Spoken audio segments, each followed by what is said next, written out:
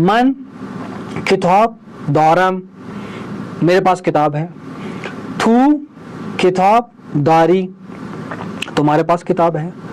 او کتاب دارد، اس کے پاس کتاب ہے. ہم سب کے پاس کتاب ہے، ہمارے پاس کتاب ہے. ما کتاب داریم، تم سب کے پاس کتاب ہے. شما کتاب دارید، ان سب کے پاس کتاب ہے. آنہا کتاب دارند. تو آپ کو یہ پیئر سمجھ آ گیا، آپ کو یہ پیٹرن سمجھ آ گیا، اور آپ کے پاس یہ ایک فارمولا آ گیا کہ من کے ساتھ دارم، تو کے ساتھ داری، او کے ساتھ دارت، ما کے ساتھ داریم، شما کے ساتھ دارید، آنا کے ساتھ دارند. من کتاب دارم، تو کتاب داری، او کتاب دارت، ما کتاب داریم، شما کتاب دارید، آنا کتاب دارند.